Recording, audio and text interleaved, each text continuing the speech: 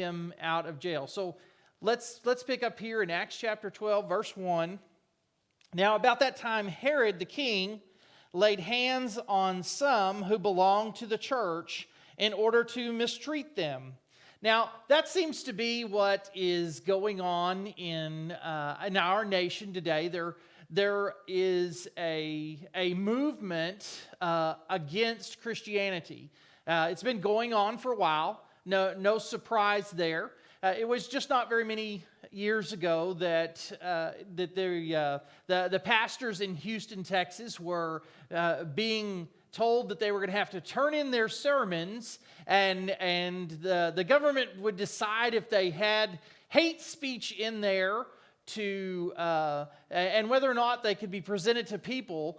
And of course, I don't think that anybody complied with that, and it didn't happen. But it's certainly not a new thing. A friend of mine out in Colorado texted me about a church, and I won't say what denomination it was, but for some reason, the overarching group that's over these churches, They wanted to require masks, and apparently this church out in the mountains wasn't requiring masks. And so literally, they had armed guards come in and remove people from the service that weren't wearing masks. And so our country has certainly changed. Those are just like physical examples.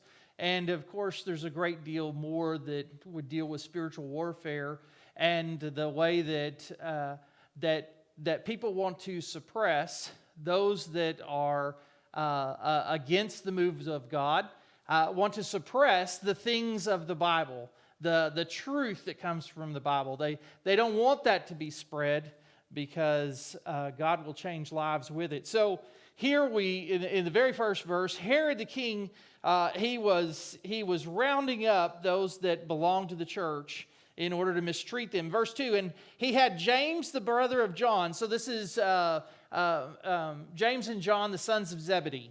And he put James to death with a sword. And thus one of the earliest of disciples, James and John, that followed the Lord the 3 years that he was here. And James here is killed by Herod by the sword. Now, this isn't the same Herod that was ruling the region, the Galilean region, during the time that Jesus was born. That was Herod the Great. And he was called that because of the architectural things that he did, the work that he did in building buildings and all of that. It wasn't because he was nice. He was very ugly. Remember, he slaughtered all the babies. But this is Herod Agrippa. This is the first one. There's going to be another one that we'll see later at the end of Acts that Paul eventually appears before and in trial. So this is Herod Agrippa, and he has discovered that he wants to go after Christians. In verse 3, and when he saw that it pleased the Jews, he proceeded to arrest Peter also. Now it was during the days of unleavened bread. And when he had seized him, he put him in prison, delivering him to 4 squads of soldiers to guard him, intending after the Passover to bring him out before the people. So Peter was kept in the prison, but prayer for him was being made fervently by the church of God. So here Herod the ruler, he sees that it pleased the Jews. The Jews who had not accepted Jesus the Messiah.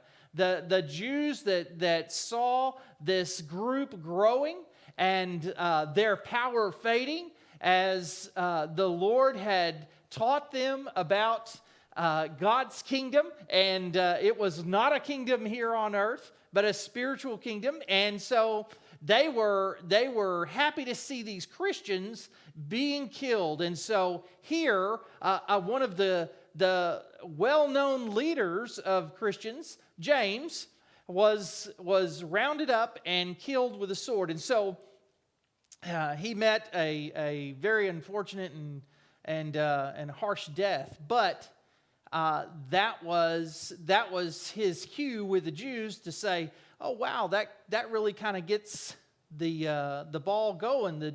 The juice is moving. That was popular among them, and he was hated.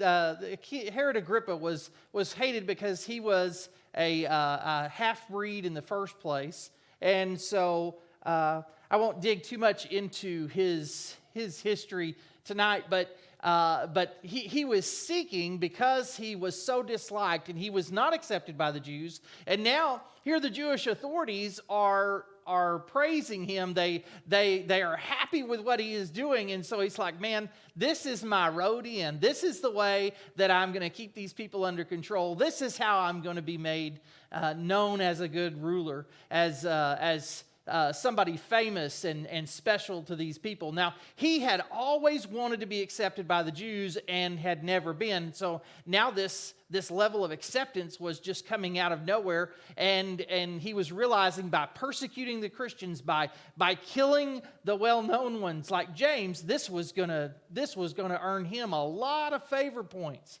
And so that's what he began to do, and he immediately went after Peter. Why Peter? Because Peter has been the most vocal of Christians, followers of Jesus. Peter has been the leader of the church in Jerusalem. He's been out front. We're down the road here, 13 to 15 years into the movement of the church. And so Peter is well known. I mean, he is known as the Apostle Peter. He is one that walked with Christ. He saw the miracles of Christ.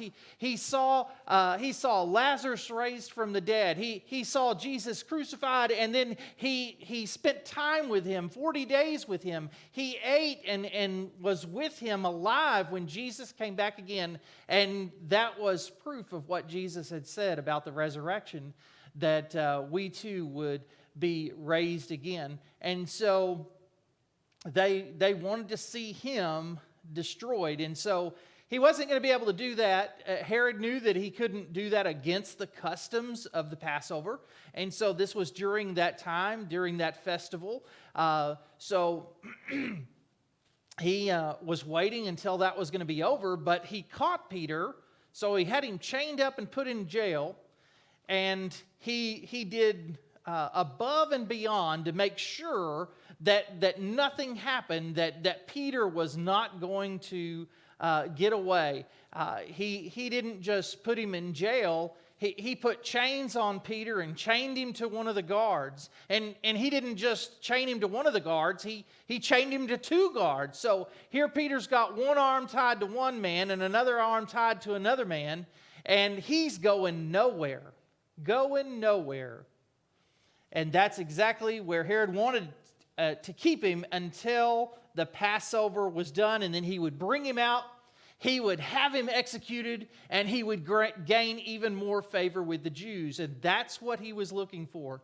I want you to understand that when the enemy wants to attack God's church, he is going to push.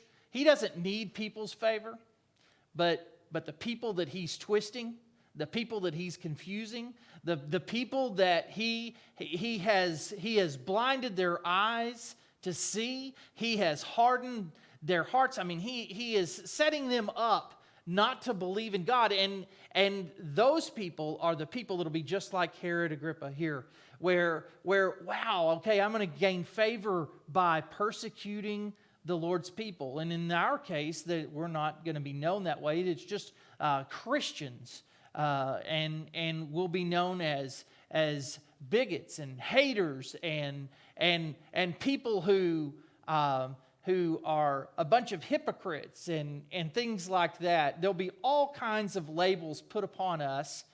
Christians in this time had labels put on them too, and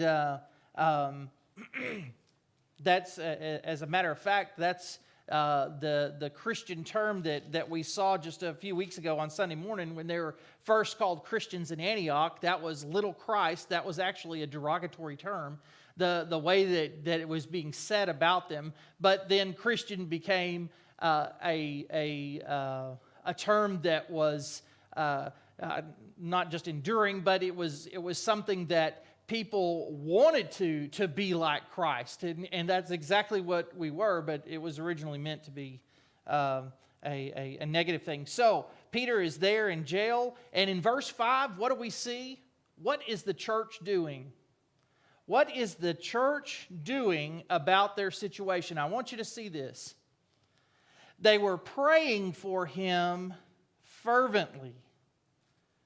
Fervently they were praying. They were seeking God's help. They were seeking God's deliverance for Peter.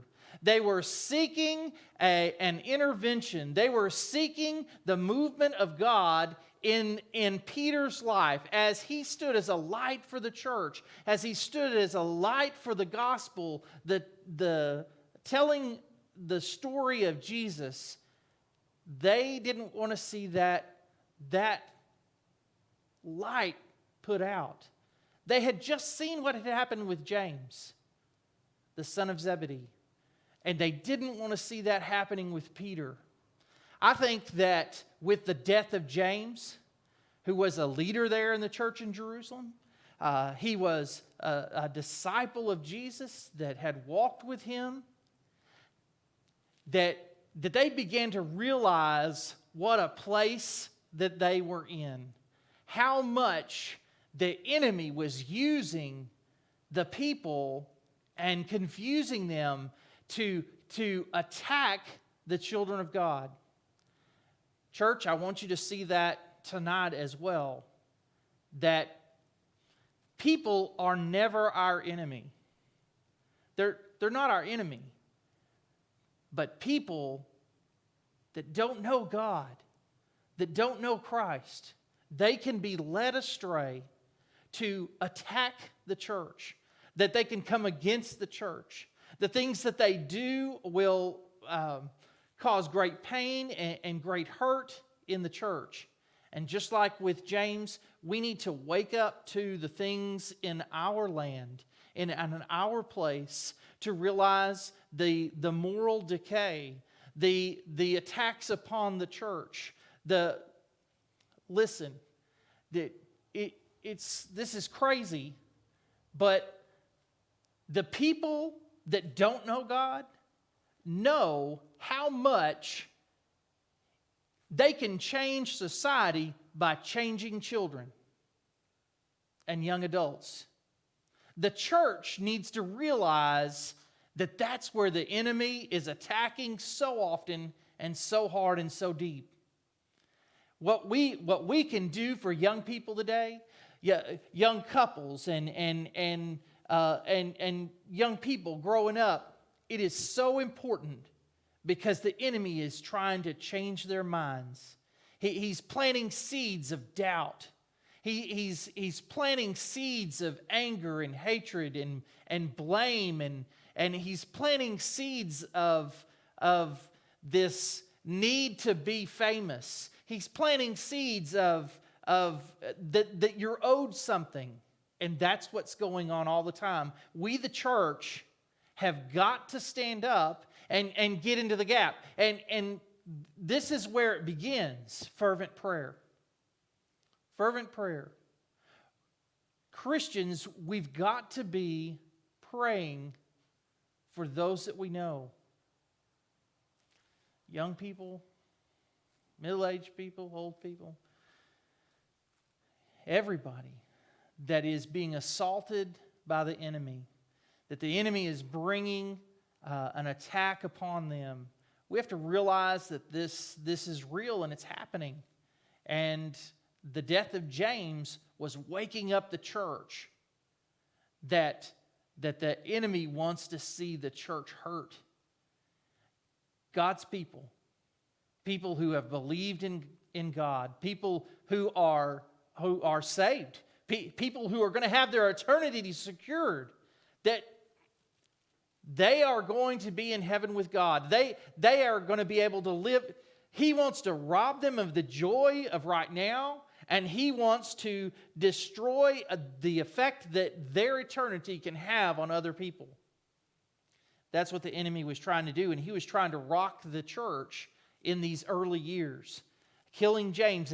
And now they've realized where they're at. They've realized that they're under a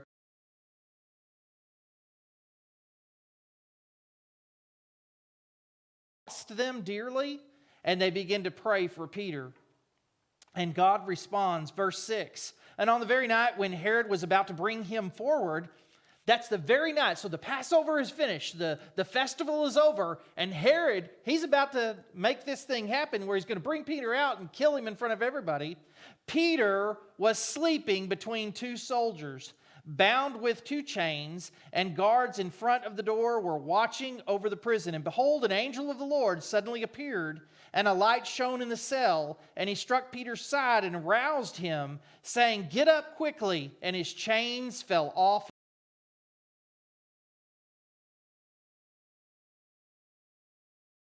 He said to him, "Wrap your cloak around you and follow me." Let's pause right there. What was Peter doing? This is the night before he's going to die. He's chained up. There is no hope. Right? He should have had great anxiety. He knew what was coming. They just killed James. Now, James has been his friend since he was a kid. So, the sons of Zebedee were fishermen also. And so was Peter. They grew up together on Galilee. And so, and now they've killed him. He knows what's going to happen. He knows where this is going. But what is he doing? He's sleeping. He's sleeping. Because where is his trust? His trust is in the Lord. He doesn't have to, even if this is his last day, he was still going to be himself. He was still going to live for the Lord. He was still not going to be fretting or worrying or sick or he simply was sleeping. It was time to get some rest. He was sleeping between two soldiers chained up. Fascinating thought. What is it that's binding you up? What is it that's holding you back from being who God wants you to be? We usually think of Peter as being high-strung, the first one to pop off with an answer, the first one to, grab the sword and cut off Malchus's ear, which he missed. He was trying to cut his head open. So that's the way we impetuous and just aggressive. But here he isn't, even knowing what's going to happen, because he's trusting in God. Just like Shadrach, Meshach, and Abednego, whenever they were going to be thrown into the fire, what they said to the king was that our God can save us. If he wants to, he can save us. But if he doesn't, we're still going to trust in him. I believe the same thing is what Peter was doing here. God could save me, but if he doesn't, I'm still going to trust in him.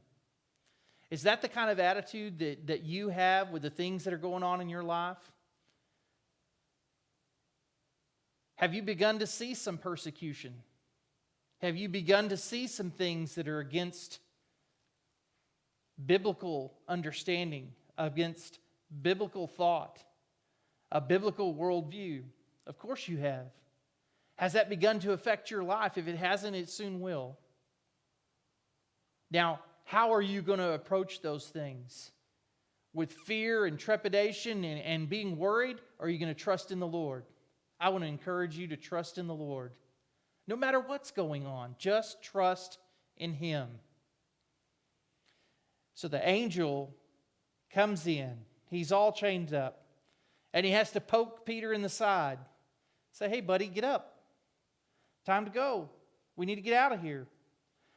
Tells him to gird himself and to grab his cloak. And in verse 9, and he went out and followed and continued to follow, and he did not know that what was being done by the angel was real, but thought he was seeing a vision. Well, why would Peter think he was seeing a vision? Well, it wasn't very many days ago that he had just seen the vision with the unclean animals that God was teaching him a lesson before he went to Cornelius' house. So he just saw one. And here he is thinking, well, this must be a vision. I'm not really anticipating that God is going to do anything in the situation. He was prepared for whichever way that God was going to move. And when they had passed, in verse 10, the first and second guard, they came to the iron gate that leads into the city, which opened by itself.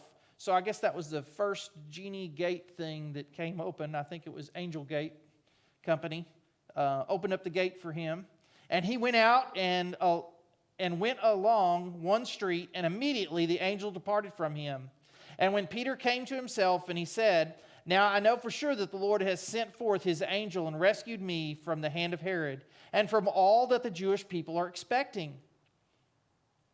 And when he realized this, he went to the house of Mary, the mother of John, who was also called Mark, where they were gathered together and were praying.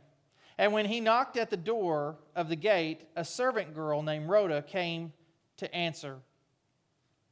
And when she recognized Peter's voice, because of her joy, she did not open the gate, but ran in and announced that Peter was standing in front of the gate. And they said to her, "You are out of your mind." But she kept insisting that it was so, and they kept saying, "It is his angel." But Peter continued knocking, and when they had opened the door, they saw him and were amazed. But motioning to them with his hand to be silent, he described to them how the Lord had led him out of the prison. And he said, "Report these things to James and the brethren." And he departed and went to another place. So Peter realizes that he's alone, and he goes to Mary's house, the mother of John Mark. And so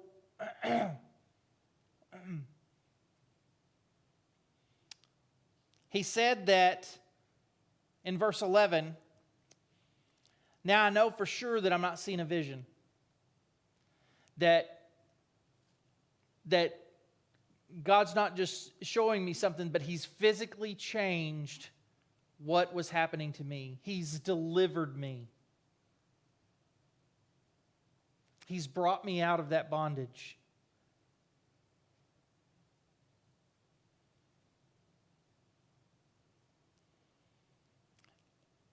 And he says that he was taken out of the hand of Herod and from all that the Jewish people were expecting. I want you to see that the Jewish people, they knew Herod had captured Peter. They knew Peter was in jail. They knew that Herod was planning to execute him. They knew that this was going to be a public execution. They knew that this leader among the Christians, this one who had walked with Christ, and he was going to be destroyed in front of them, humiliated in front of them, killed in front of them. All that they were expecting. You see, the world is not expecting God to show up.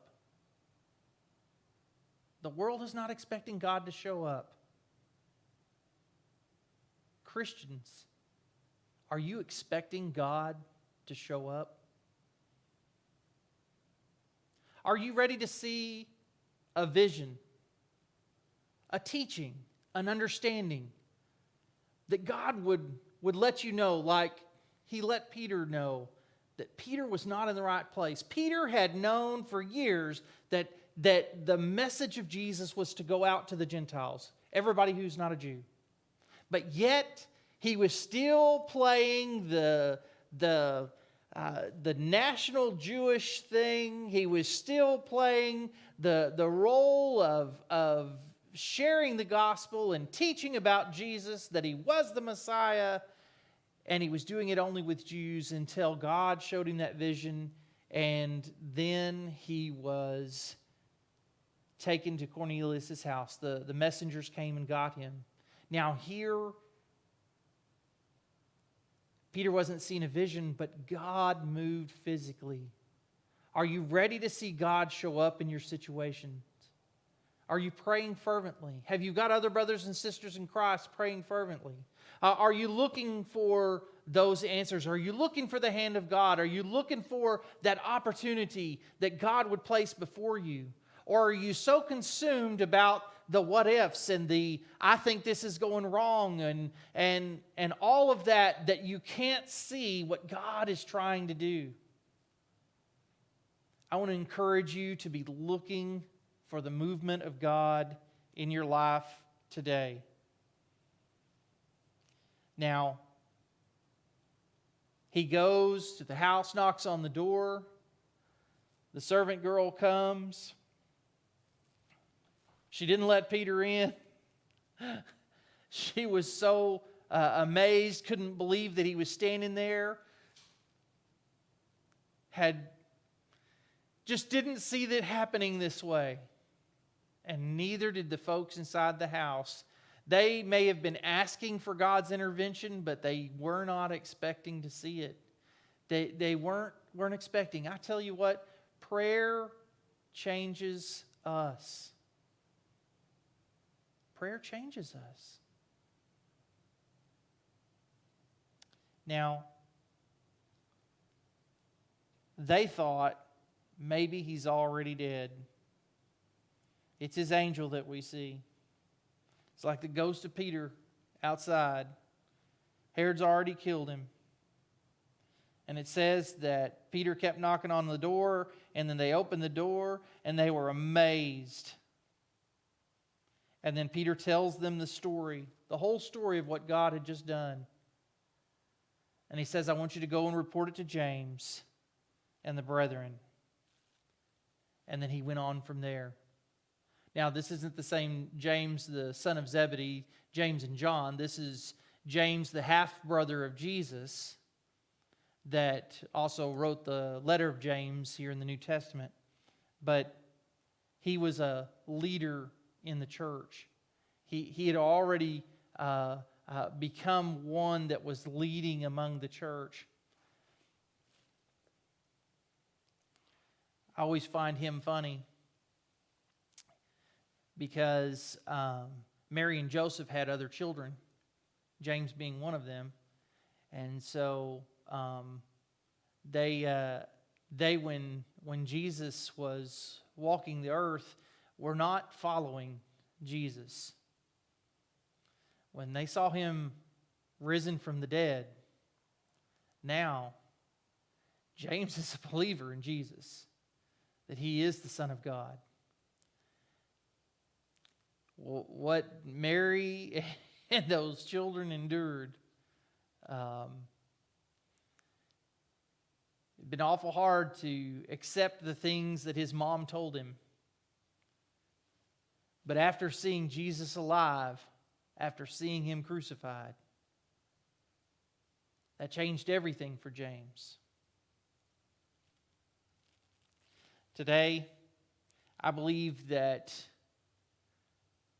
we too can have everything changed by Jesus.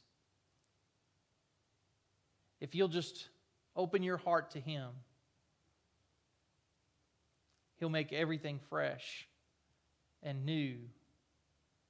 He'll bring joy that surpasses understanding and eternity into your life. We'll stop there for tonight. May God deliver you from the things that are holding you back from your walk with him. And may God deliver you from the things that will attack your walk with him. May God bless you.